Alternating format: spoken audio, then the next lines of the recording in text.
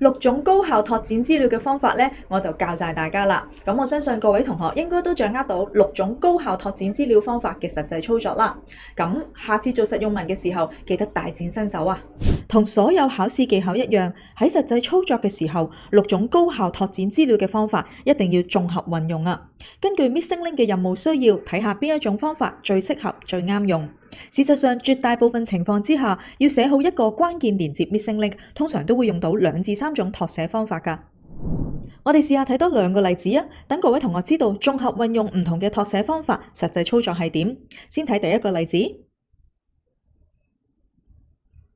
我哋都係睇返呢一條題目，不過今次我哋就一次過睇晒成段拓寫部分係點樣嘅。今次整合出嚟嘅資料係活動兼顧理論同埋實踐兩方面，得到正面評價。啲學員認為活動切合佢哋嘅需要，對佢哋嘅成長好有幫助。針對整合出嚟嘅資料，我哋可以綜合運用唔同嘅拓寫方法，完成呢一個 Missing Link 嘅任務。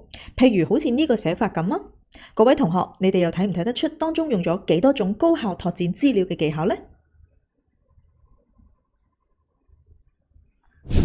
我用唔同嘅顏色嚟到標示，等大家睇得清楚啲。一開始就用咗設想原因嘅角度切入，先構想活動成因嘅背後原因係啲乜嘢，黃色 highlight 嘅部分就係啦。跟住就用指出成效嚟到拓寫一句，講明活動已經達到嘅成效係點，綠色 highlight 嘅部分就係啦。然之後就用咗方案建議嘅方法嚟到拓寫，提出一個具體可行嘅建議，藍色 highlight 嘅部分就係啦。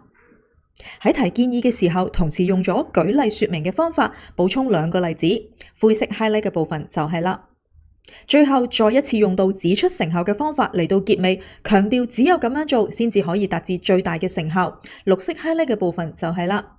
大家可以見到，睇落去好似好簡簡單單嘅一段文字，當中總共用咗4種高效拓展資料嘅方法㗎。好啦，各位同學，大家一定要記住啊！完成 Missing Link 嘅時候，綜合運用唔同嘅拓寫方法係好重要㗎，因為運用唔同嘅方法，亦即表示你能夠從唔同嘅角度去切入啦，去思考點樣去解決問題。咁樣絕對係向改卷老師展示你能力嘅大好機會嚟㗎。跟住我哋再睇埋最後一個例子，呢條題目我哋要拓寫嘅呢，就係講出周志明主講嘅週會如何協助成功達至環保學會所搞活動嘅目標。根據閱讀材料，我哋可以整合到其中一個資料係周志明嘅演講有效鼓勵同學參與校園植樹日活動。針對以上整合出嚟嘅資料，我哋可以綜合運用唔同嘅拓寫技巧，完成呢一個 Missing Link 嘅任務。各位同學，今次你哋又睇唔睇得出呢段文字用咗幾多種高效拓寫資料嘅技巧呢？同樣，我哋又用唔同嘅顏色嚟到去標示啊，等大家睇得清楚啲。首先，用咗設想原因嘅角度切入，先解釋點解周志明嘅演講可以有效鼓勵到同學參與校園植樹日嘅活動。原因係佢喺演講嘅時候大力鼓勵身體力行嘅重要，黃色 highlight 嘅部分就係啦。然後灰色 highlight 嘅部分就係用咗舉例說明嘅方法，援引校園植樹日呢一個活動嘅例子。跟住紫色 highlight 嘅部分就係從正反對舉嘅角度思考，去諗如果冇今次周志明嘅演講，活動成效一定冇咁大啊。所以呢段文字總共用咗3種方法嚟到去拓寫。相信各位同學睇完2個例子之後，都明白綜合運用唔同嘅拓寫方法嘅實際操作係點啦。記住做拓寫嘅時候，一定要頭腦清醒，知道自己依家係用緊咩角度去思考去拓寫啊。